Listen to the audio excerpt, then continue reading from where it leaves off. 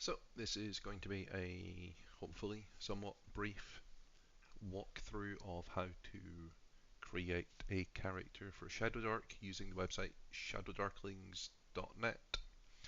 Um, I've already loaded up the page, but I'm going to refresh it here.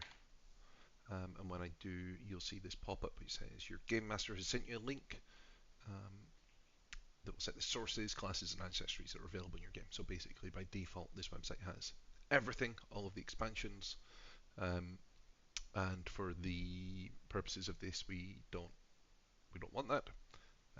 So I've restricted it to the things that are in the core book, um, the things that are in Cursed Scrolls 1, which is called Diablerie. Is that how you pronounce that? And then 3 options from the Kickstarter: the Bard and Ranger classes and the Kobold background. Um, so we'll hit Accept Settings. You can see the different options are there. And then we'll click on Create, and it says here Game Master Settings. This is fine. We'll say Design, and then we'll click on Design a Character.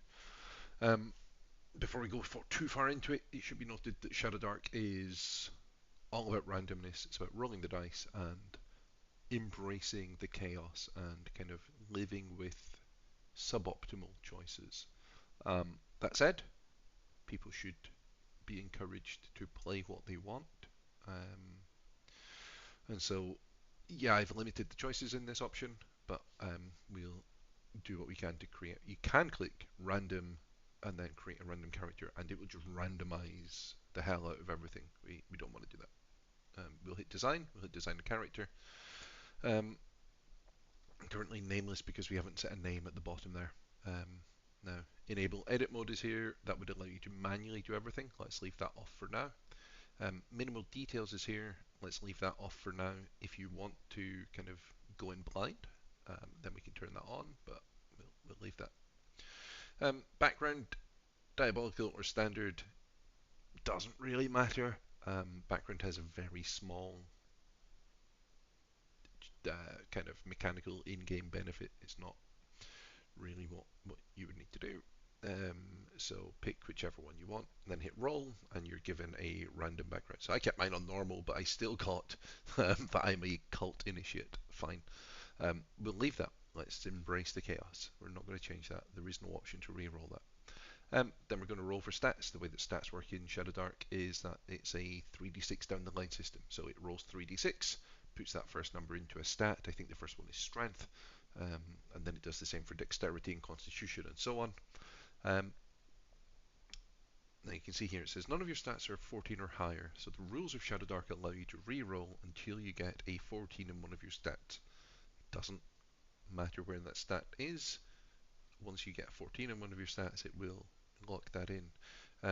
So we've got 10s across the board. You can see 10s give no modifier, 12s give a +1 modifier, less than 10s give a negative modifier. We don't have a 14, so let's re-roll. We got a 14. We got a 14 in wisdom, and it tells me here that rankings priest for 100%. So it looks at my stats and it says that these stats are best suited to a priest. That is fine. We'll do that. We'll probably pick priest as a result, but we do that later. The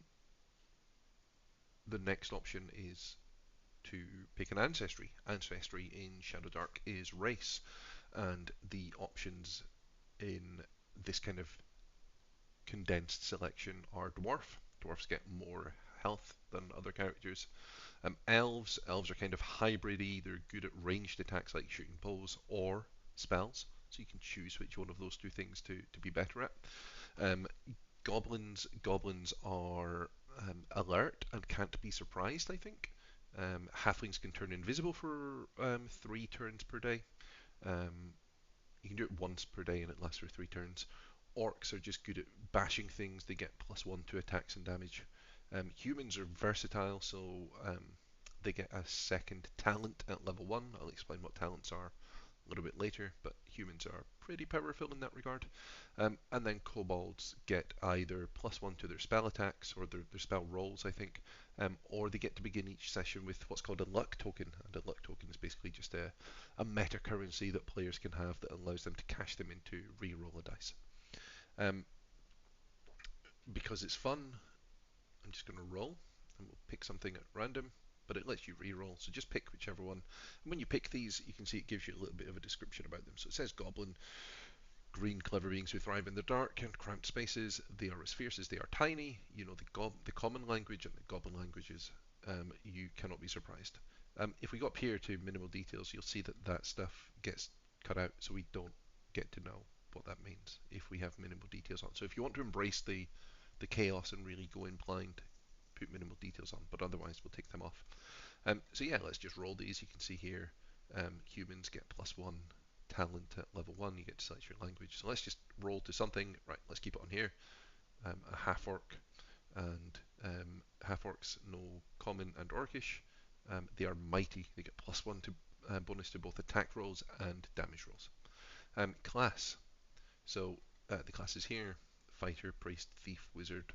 These are the 4 kind of core classes, and I would strongly recommend picking one of those 4, particularly if it's recommended here.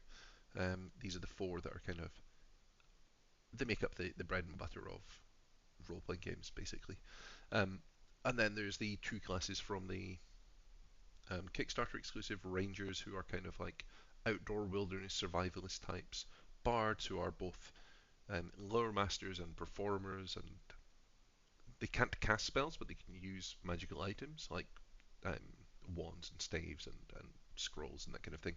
And then the 3 from the setting of the campaign that I'm going to be running are the Knight of St. Idris, who is a kind of cursed warrior that is using their soul to kind of trade their soul for power to fight back the darkness.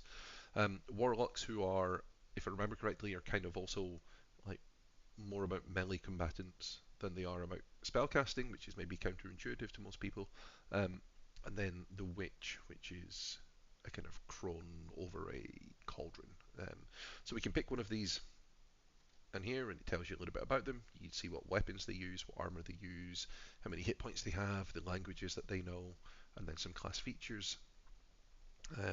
But we were recommended a priest. We will select priest. So priests are crusading Templars, prophetic shaman, mad-eyed zealots who wield the power of their gods to cleanse the unholy.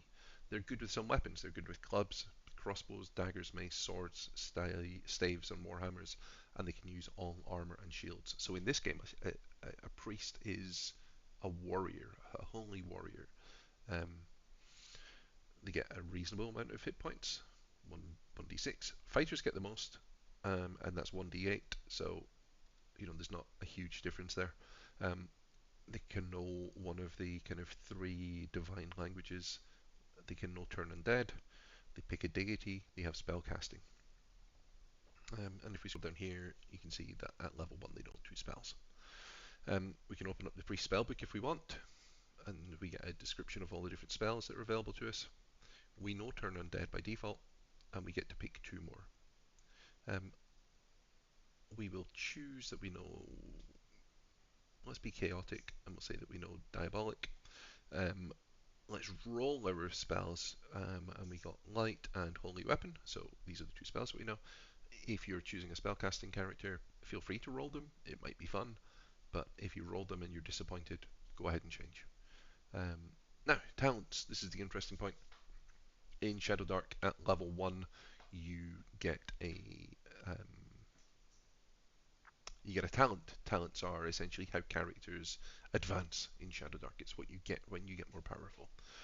At level 1, everybody gets a class talent. As a human, you would get 2 class talents instead, so you'd get to roll twice on this table. And it's a 2d6 option where often either the 1 or the 12 are very powerful. You can see here that 12 basically says put 2 stats wherever you want, so you could bump up any of these by 2 if you wanted, or bump up any 2 of them by 1, or pick any of the other talents that you want. But it is random, so leveling up in ShadowDark isn't a decision that you make. You don't build your character. You don't pick which talents you want. You don't pick a specialization. You simply roll the dice and you go down the direction that your chaotic gods give us. So let's roll for this orc priest. This orc priest gets +1 to spellcasting checks. Excellent. So whenever I want to cast a spell, I have to roll a d20, and depending upon how difficult the spell is to cast, I have to get a certain number. I get to add a +1 to that. If I fail that spellcasting check, I can't cast that spell for the day. If I roll a natural 1, bad things happen, and I have to go appease my god. So getting +1 to that means I'm going to be more consistently casting the spells that I need to cast. Hit points, roll d6. I don't have a con modifier, so I roll 4 and I get 4 hit points. If I had a con modifier, it would apply now and only now. It wouldn't apply when I add hit points on future level ups. Gold, we'll do that now. So roll 2d6 times 5. I get 40 gold. Do I want to buy a crawling kit? A crawling kit is a very valuable kind of bang for buck purchase. So I'll say yes, and you can see here that my crawling kit cost me 7 gold. It gives me a backpack, some flint and steel, a grappling hook, some spikes, some rations, a rope, and 2 torches. Now, you see down here it says gear slots 10. You can carry items, and the items take up slots. You have to be cognizant of what you're carrying in ShadowDark, because you level up by collecting treasure. You have to get that treasure into your bag in order to get experience. To get it out of the dungeon, you have to do that to get experience. You need the gear slots in your inventory to carry. By default, you have 10. If I remember correctly, if your strength, let me double check. Yeah, if your strength is higher than 10, then you can use your strength instead, I think. So if you had like a strength of 12, for example, you'd have 12 slots. And fighters get to add their con modifier to that as well, I think. There's some kind of thing that fighters have that allow them to carry more. So by default you have 10. If your strength is higher, you use your strength score. And if you're a fighter, you get even more than that. So now what we can do is we can say, well, we don't have any weapons. We don't have any armor. We've got some gold. Let's buy weapons and armor first. As a priest, I can use any of these. I have quite a lot of gold. I think a longsword makes sense. Maybe a warhammer would, but a warhammer needs 2 hands, and I want to carry a shield, so you can see here it's marked as priest only. You could untick that and view all the items that are available depending upon your class, but let's just keep it to priest. Yeah, we'll have 1 longsword, so we click the button here to buy it, or we click this button here to refund it. So click on here to buy this the longsword. We can see it's in the inventory down here. Let's close this window and get some armor. Feel free to buy anything that you can afford. I can afford a shield. I can afford leather armor. That is my inventory full. I've used all 10 slots. And I have 4 gold left. I'm fine with that. Let's move on. Advancement. Can't do anything there because we haven't played a game, so we don't have any experience. Name. We call ourselves Tuck because we're a priest. And then we choose alignment and deity. Now, at the top here, I got to choose a language, and I chose a somewhat chaotic language in Diabolic, so I'm going to pick that I am chaotic for the purposes of this. In this game, there is no kind of lawful good evil. It is just lawful and chaotic, with neutral in the middle. So lawful characters are the kind of good characters. They want to promote things like order, virtue, fairness. They kind of want to look out for the good of the whole as opposed to the individual. Chaotic characters otherwise value things like destruction, ambition, wickedness, and they, I suppose, would subscribe to a survival of the fittest mindset, whereas neutral characters would be more about the kind of natural order of things, the kind of growth and decline of nature of society, of people. Things will happen when they happen in due course. Nature takes its course, that kind of mentality. But we're just going to say chaotic for now. Priests must select a deity. I would recommend everybody does. It doesn't really matter in terms of the game. But you can see here, these are the names of the deities within ShadowDark. There are 9, I think. 1, 2, 3, 4, 5, 6, 7, 8. I thought there were 9. Maybe there were 7. 1, 2, 3, 4, 5, 6, 7, and then the lost, a god that nobody can remember. I will pick Shun the Vile. Doesn't really matter. And then we get this character sheet here. Cool. So you can see my stats, you can see my hit points, my armor class, all that sort of stuff. It's all there. At the bottom here, I'm going to hit export to PDF. I'm going to choose form fillable, and then it downloads and it opens up here. So you can see I've got this nice little form fillables PDF. My inventory slots are filled. There's some stuff that are free to carry that don't take up slots, and then these gear slots are checked out because I can't carry those things. And then a little bit further down, we've got my spell sheets. Perfect, that's done. I'm going to save that. That is my character sheet for using. I'm going to go back to the character tab here, and I'm going to click here, export to JSON file, and hit JSON, and that then saves a JSON file. And I'm going to send that to my game master. So if you're doing this in my game, you're going to send that JSON file to me, and I'm going to use that to import that character into the virtual tabletop that we'll use for the games. So that's how to make a character in ShadowDark. Pretty quick. If you do it at the table, it's like a handful of dice and you're done. You can just roll everything randomly if you want. There are tables for it all. It's super fast. It's super quick. Characters aren't as survivable as you might be used to in something like 5e, but they're definitely not as squishy or as prone to death as they are in something like Basic Expert or even Dungeon Crawl Classics or OSE or any of the kind of more traditional old school games. ShadowDark is an old school game in that it's about adventuring and about treasure and about some element of randomness, I suppose. But there's a lot of modern sensibilities in there, and the characters are powerful. The characters are somewhat survivable, particularly after they get to like level 2 or 3. So go ahead, make a character or two.